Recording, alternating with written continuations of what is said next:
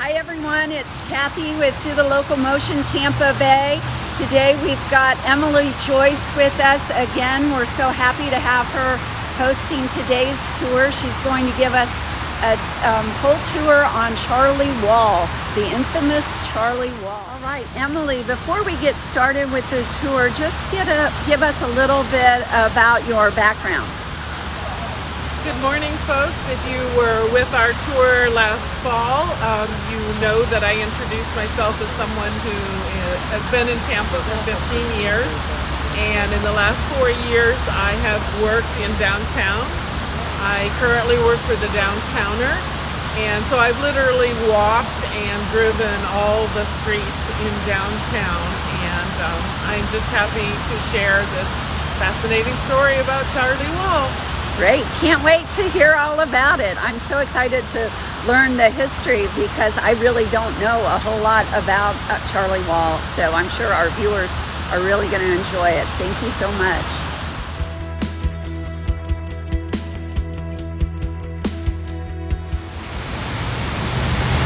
Okay, good morning. I'm going to tell you about the story of Charlie Wall.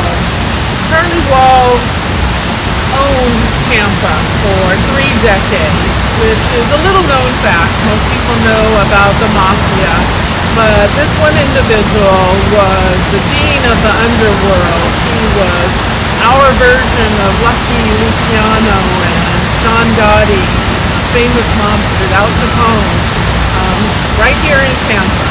So I'm going to tell you a bit about his background, what he did, and we're going to end up with how he met his demise.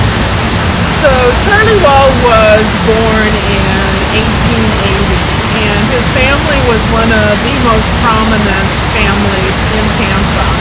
His grandfather was a judge in Brooksville. He fathered John Wall, Dr. John Wall, and he was famous in his own right. And yet people still don't know that he was the one who discovered that mosquitoes cause yellow fever. Credit is given to other people, but he was the one who researched that. And if you can imagine the 1800s and the mosquitoes and the devastation that the yellow fever did, he was very prominent in that situation. So very famous for that.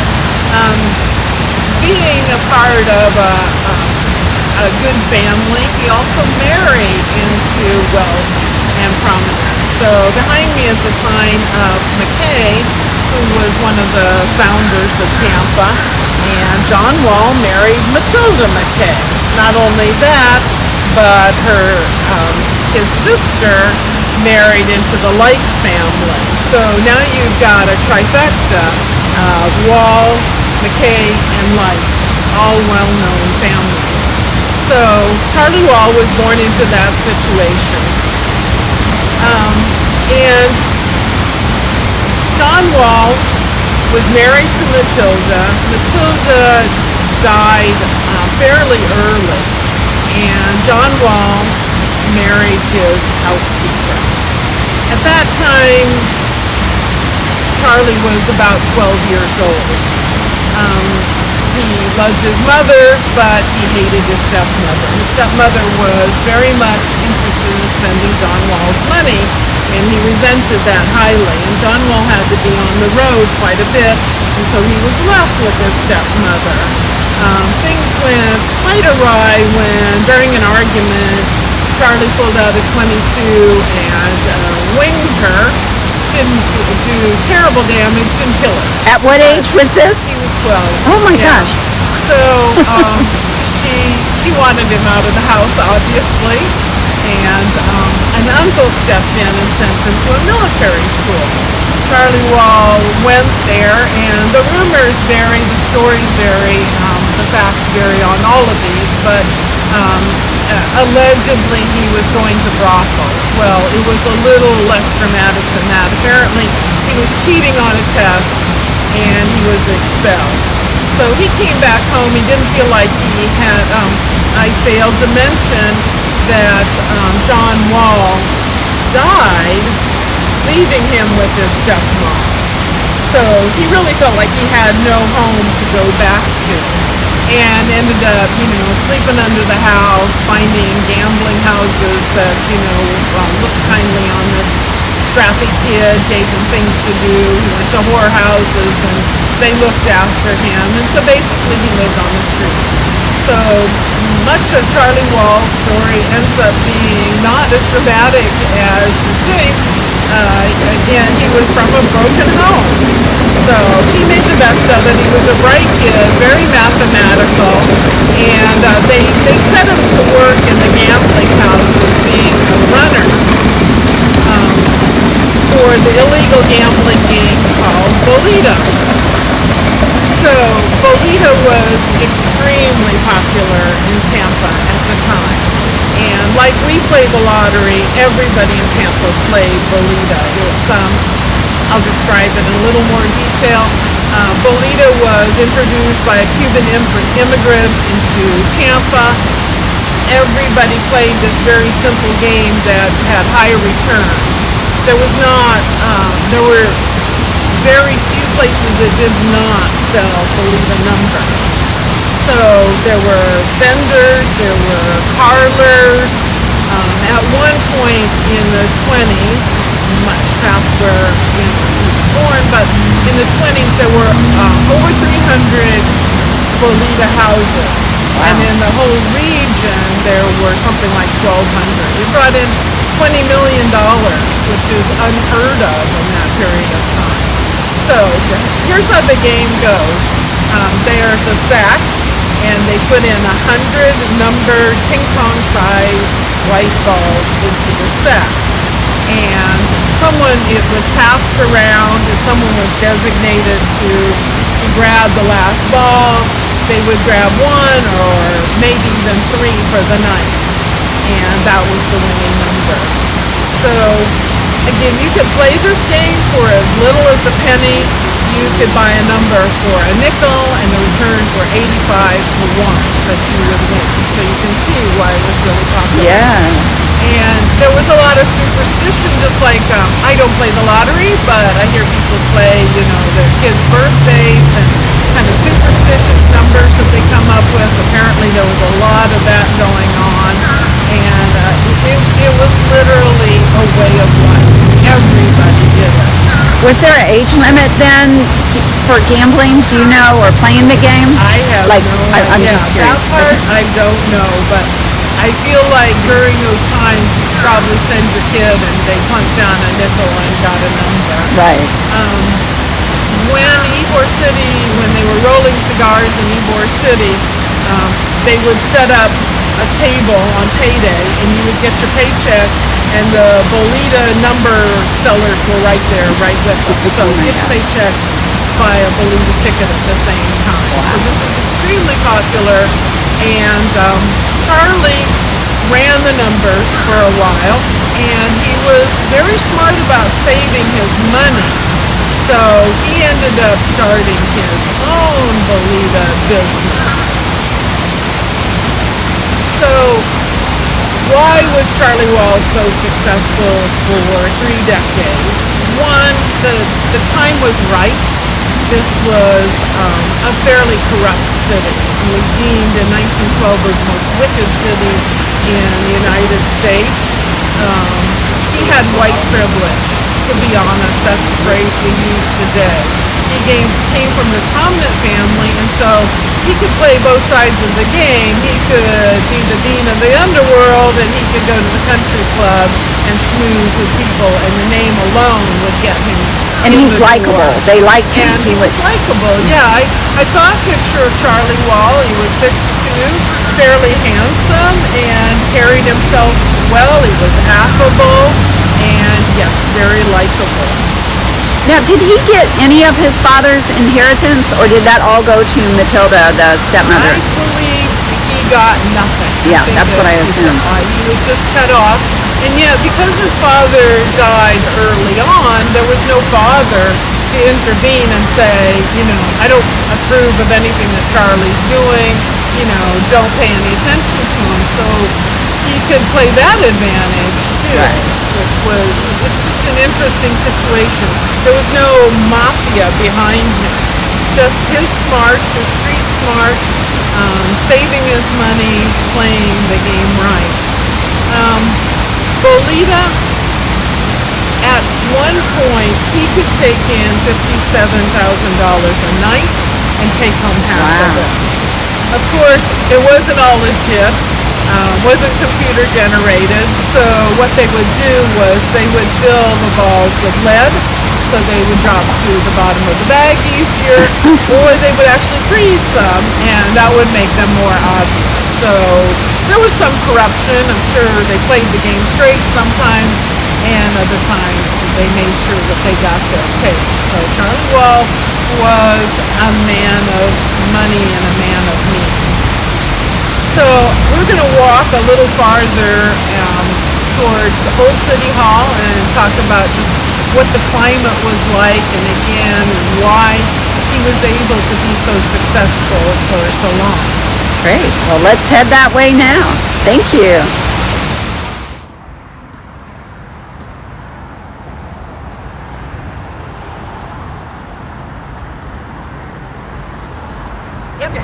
So behind us is the lovingly restored Old City Hall, as we refer to it now, 1915.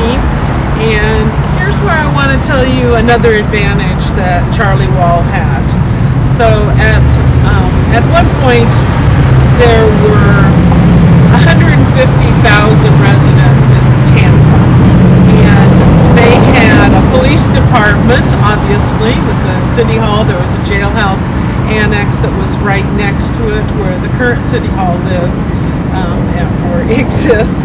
And so they had law enforcement, they had a police department, but they had 27 law enforcement officers for 150,000 people. So you can imagine that why this was a wild place. You had gambling, you had the brothels, you had moonshine, you had everything going on. This was a little bit of the Wild West in the East. And the police department itself was underfunded. The police officers were underpaid, which would inevitably lead to corruption. And they had their hands tied whenever there was a crime. So it was a free-for-all, leading once again to this being the most wicked city in America, according to the Jacksonville newspaper. So Charlie Wall obviously took advantage of that. The other advantage is, as I spoke, because he came from such a prominent family and he had the name, that he could go places other people couldn't. So he could walk both sides of the street and they'd go, well, that's Charlie Wall. It went a little bit deeper because the city fathers wanted to keep Bolita local.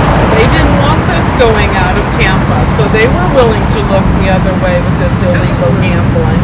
There were many meetings. We're going to walk down Florida, past the Floridan, and there were many meetings of the movers and shakers of Tampa at the time where they made deals, and he was given access to the point where if someone encroached on his territory, all he had to do was call the police officers that he knew, and they would shut them down.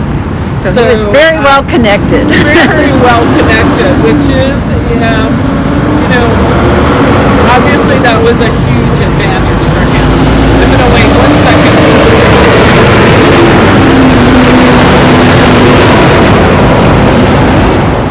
So you can see that he had the advantage of his family and the name. He was on his own. There was no wall to shut him down. He was free to go. He was well connected. Could walk both sides of the street, and that was huge for him. So we talked about how the police would look the other way, and how there were politicians that would look the other way, and politics really plays a huge part in another reason that Charlie Wall was so successful. So in 1910, there was a Cigar City factory worker strike, and Charlie Wall went to the factory workers who now had no food and medical bills to be paid, and he paid them all. So the strike itself was unsuccessful, but ever after that, they looked at Charlie Wall as being, they called him La Sombra Blanca, which means the white shadow and also means protector. And so he had the love and admiration of the Ybor City, Cigar City workers. And he also lived in Ybor. Can't really tell that story walking down Florida. There are several people who do those types of tours because he shunned living where anyone who had money lived, which was Palmasea, and instead he built what they at the time called a mansion in Ybor City. I've seen it. It's not a mansion by our standards, but that's where he chose to live. That's where he felt comfortable. So again, his upbringing wasn't important to him, except when he could use it to his advantage. So what Charlie Wall did with the affection of the Cigar City workers was that he went to candidates who wanted to win, and he said, I can get you elected because I've got the votes from West Tampa and I've got the votes from Ybor City. And so that, again, why would they shut him down if they can use that? And so he was able to win an election. I can't remember the candidate at the time, but he won this election, and he did it by having people drive around and vote 10 times, stuffing ballots, paid people just to do that, and got this candidate elected. Well, the state of Florida was extremely embarrassed by all of this, and in 1934 there was an election, and I believe it was the election between Trammell. There's a building named after him, and Claude Pepper, which would be familiar to Floridians. And so during that election, it was just an amazing free-for-all. Again, he was going around and stuffing ballots and doing his usual thing. This was also in the middle of a hurricane with 100-mile-an-hour winds. A riot ensued. It was bedlam. It was chaos. The National Guard was called in. This was just insane. So you can imagine the state of Florida said, oh no, this has got to stop. So that's when lever machines were introduced. And before that, you could stuff a ballot. So Charlie Wall was, after that, was no longer able to sway elections like he used to. And so we're talking 1934. This was the beginning of the decline of Charlie Wall. His influence was not as great. And when there's a vacuum, nature abhors a vacuum, and the Sicilians moved in. And, they were willing to let Charlie Wall continue, but not to the point that he was at one time. So he actually semi-retired and moved to Miami. Well, this was a man who was not only at one point addicted to morphine, but he was also got himself off of it before he died. He was also addicted to power. So imagine retiring in Miami, putting your feet up. This wasn't Charlie Wall's thing. So at this point, we're going to walk over to what was the federal courthouse in the 1950s, and I'll tell you what happened then. Great, thank you.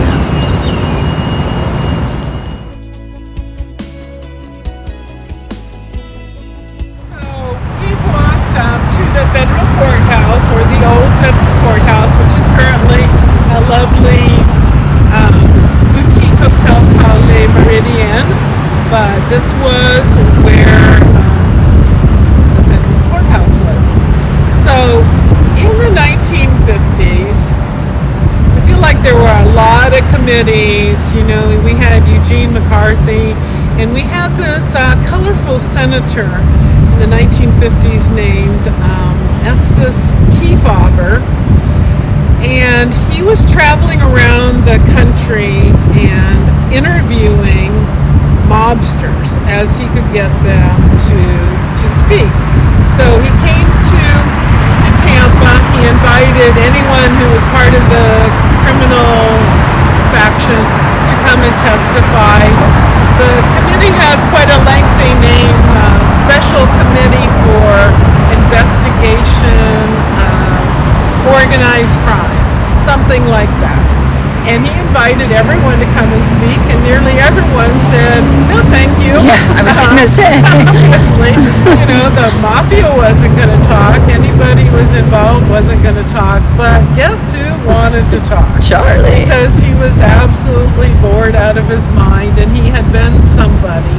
He was our version of a celebrity at the time. He could strut down Franklin Street, go to his favorite bars, tell his stories, look in the shop windows, wearing his white linen suit and his straw hat boater, handsome guy, and he was a celebrity, and now he was nobody, being pushed aside, so getting older and older. So he said, sure, I'll talk. So for several days, they interviewed Charlie Wall, and boy, did he sing. He was happy to tell the stories. The press loved Tampa. Couldn't wait for the next edition of what Charlie Wall had said about what had happened in Tampa. And he was a likable guy. So, when he talked, people listened, and it was entertaining. And, he was willing to talk about it. So they finished their business. The Sicilians obviously weren't very happy with Charlie Wall. And yet he lived on for another 5 years. A little foreshadowing here, but what he would do was he was now in his element. He moved back to Ybor City. He was quite the drinker, and he would go to his bars, and people wanted to hear Charlie Wall's stories, So he would talk and talk and talk, and the drunker he got, the more he complained about the mafia, and that obviously did not make them happy at all. How he survived 5 years, I'll never know, because his friends warned him, keep talking like that and you're gonna end up, on the wrong side of these people, dead, whatever. So that's what happened here in the 1950s. We're gonna walk down to where Charlie Wall is buried, and I will tell you about his end days. Okay, thank you. Hotel, which also was restored in the last 15 years, and you can see behind us the sign for the Sapphire Lounge. This is where all the soldiers came to party. Elvis apparently stayed in this building. Anybody would meet, and this is where deals were made. Charlie Wall and the politicians, the movers and shakers, mayors, whoever, in the Sapphire Lounge.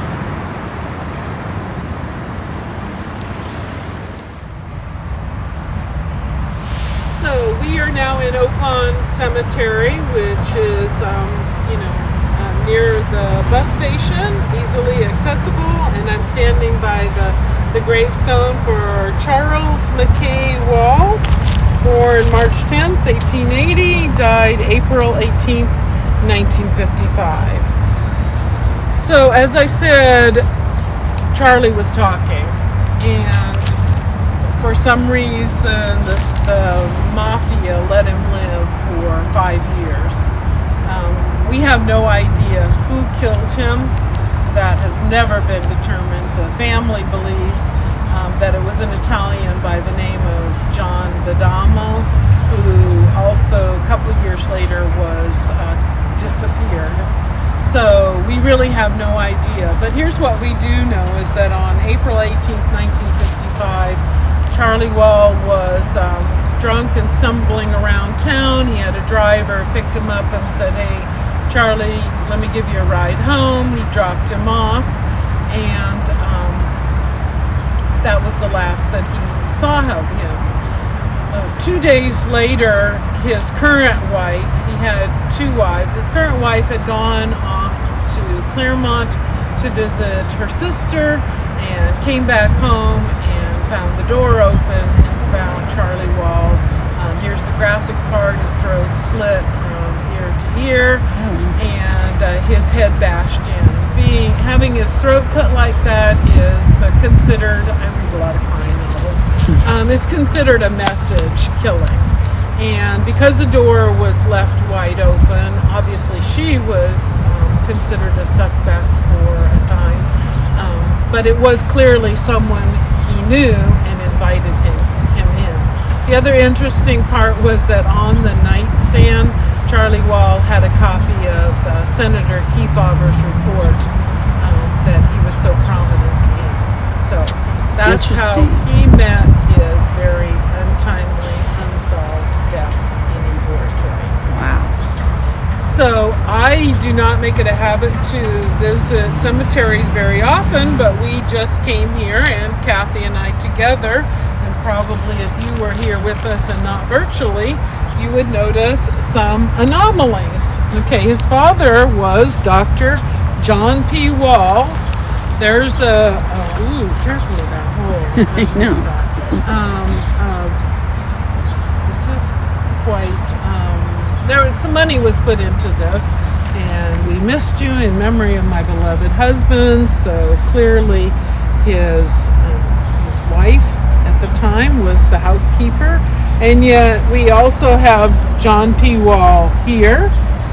And then if we back up a little bit, we notice that on the back of this stone, he was mayor, he was a writer, and another stone highlighting his pioneer in yellow fever research. And he was a Civil War vet. He was a Confederate doctor. He wasn't very sympathetic to the Confederate cause, but he did serve in the Civil War. The other weird thing, I was just looking at the dates, and my birthday's September 17th, and John Wall was born on September 17th. And then Kathy looked at this again, and Dr. John P. Wall died on April 18th, and so did his son Charlie Wall. So That's strange. Yeah. Very weird. Spooky music.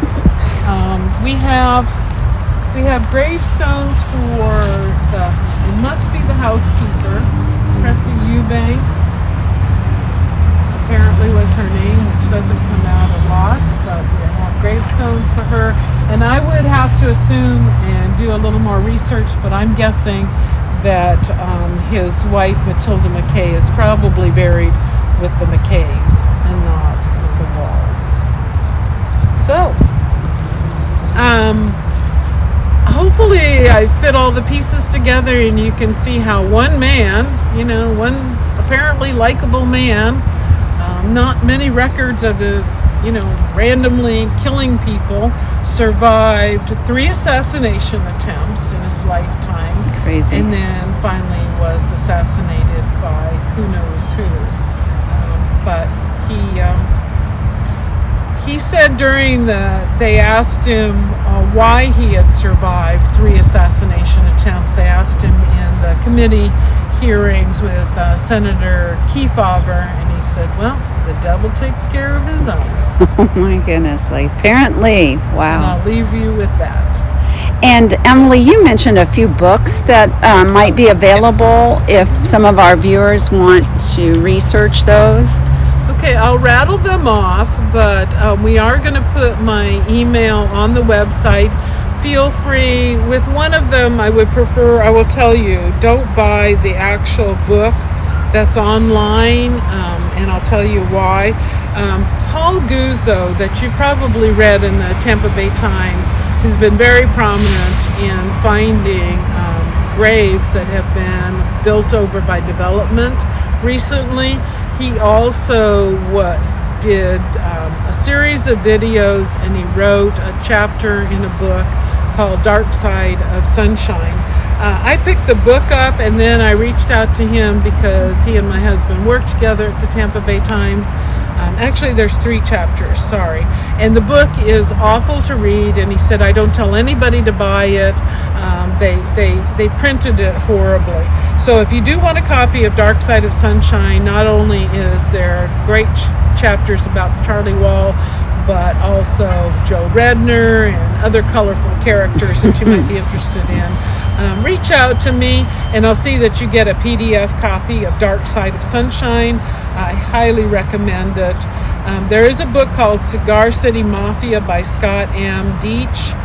There's 4 chapters in there, mostly about the mafia. I did not find it the most readable. It's nonfiction, but it kind of rambles.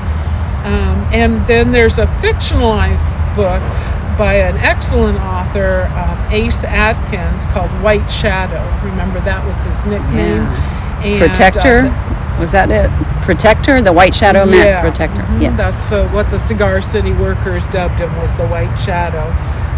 I guess if you're a Black Shadow, you're evil, but if you're White Shadow, you're the good guy.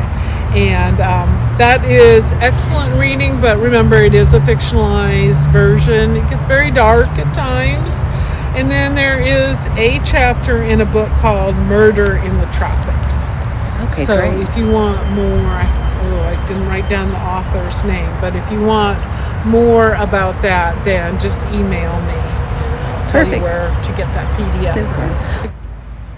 So we did a little bit of snooping around also with the gravestones and did not find a Matilda McKay. I'll leave that up to some of you avid historians to maybe find out where Charlie Wall's mother was buried. At the funeral, just to once again reiterate just how much Charlie Wall lived in 2 different worlds. One of the pallbearers had the last name Likes, and one of the pallbearers had the last name McKay.